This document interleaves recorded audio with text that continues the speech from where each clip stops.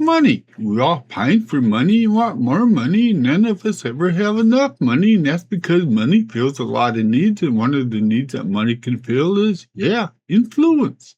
And yes, having a lot of money does make you influential. That is what this video is all about, the influence of money. Well, you know money is influential because you got a little thing called common sense. Leastways, I hope you got some, because some people I know have no common sense. So if you've got no common sense, know that having money, even a little bit of money, makes one a little influential. And if you got a lot of money, you're really influential and you're really even powerful. And the place begins to ask why. Why is it that just because you got more money in the bank than I do, that you have a say in a lot more shit than I will ever have? And that's because if you got a shitload of cash, you can buy access. Or perhaps access is just given to you. But access to who and what? Well, across the board, know that the rich and powerful have completely different lives than the old average buck working 9 to 5. They have private bankers, global legal teams, along with private doctors, and they have personal assistants to keep track of all their crap.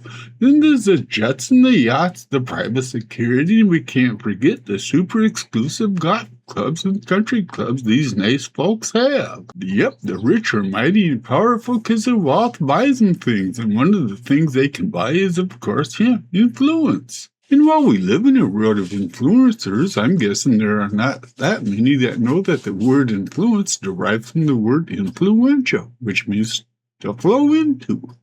And while we are here talking about definitions, know that there is a whole psychology behind the concept of being influential. And that's because influence is tied to persuasion.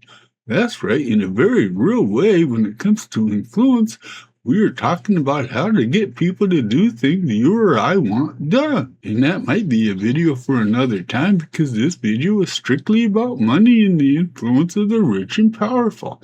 And while there are dozens of ways out there to persuade people to move in the direction you might want them to, the easiest way to do it is just by buying their loyalty. And there's lots of ways the super wealthy can buy your loyalty. From under-the-table cash to creating a job for you, a well-paying job with perks and benefits I could never dream of. The rich can also give you access to others, a high social status, as well as their country clubs, and not to mention the rich can also give you insights into special financial deals, as well as suggesting what stocks you should buy. And as an aside, if you have a super rich friend and you have none of this, well, he might just be a terrible friend or a rich person that doesn't care to spread his money around. And that's your problem, not mine. There are other ways influence works, of course, like being appointed to a position of power just because you're rich. Positions like ambassadors or the head of some regulatory company. Then there's donations to politicians, which is, of course, just buying a politician. There's a bunch of ways that rich influence events, people, and politics. And let's just look at some actual ways the rich have screwed the American people over just to enrich their own portfolio. Back in 1971, milk producers here in America wanted President Nixon to raise federal support for the price of milk, so that dairy farmers could see a better profit. President Nixon's ag secretary at the time said no, to which the American Milk Association dropped a nice little gift of $2 million into Nixon's campaign, which of course led to Nixon overturning the decision made by his Secretary of Agriculture. There's also the Chevron incident of 2014, where after one of their refineries exploded, Chevron poured millions into an election to defeat candidates that were critical of Chevron and their environmental standards. There's also the Ghost Candidate Scheme of 2020, where a political group funded fake candidates with the same names as their Democratic contenders, all just to siphon votes away from candidates they did not like. And if you think the rich and powerful just operate on a national scale, well, you'd be wrong, because in your local community, the rich and the powerful have a lot of say. And that's because wherever you choose to live, there will be people that are richer than you, with a heck of a lot more say in your community than what you have to say. And that's because wherever you choose to live, there will be people that are richer than you with a heck of a lot more say in your community than what you have. And that is mostly because those with less don't speak up. And when they do, they are not usually listened to. And that's because the wealthy in any community are the job creators, among other things. Now, if you're ever wondering if there's a way to end the influence of the rich and powerful, well, yeah, there is. But that takes will and gumption, or what some would call balls, and they need to be balls of steel. And that's because you'd have to overturn laws like the United Citizens that allows for big money in politics. You'd have to do away with lobbyists, strengthen unions, and reform government altogether. But as we all know, we have no politicians with balls of steel, much less any kind of real balls. And no, I'm not against making money. Matter of fact, I'd like to make a god-awful amount of money myself. And if enough people ever find my channel and watch all my videos, I make a shitload of money, but that's never going to happen.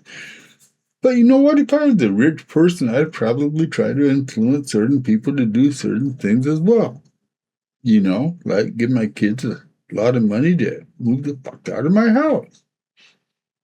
I'm just joking, of course, but, you know,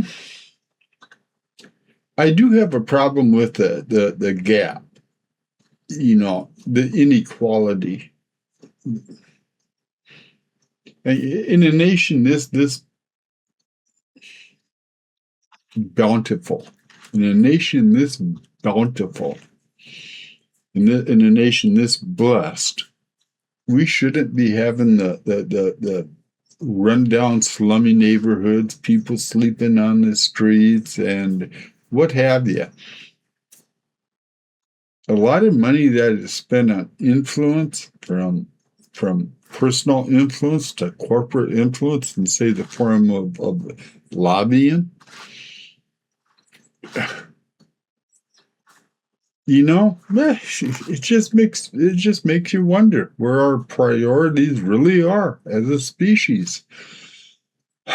Anyway, yeah, all I got left to say is nothing, because I'm gonna be too busy doing a shot of tequila.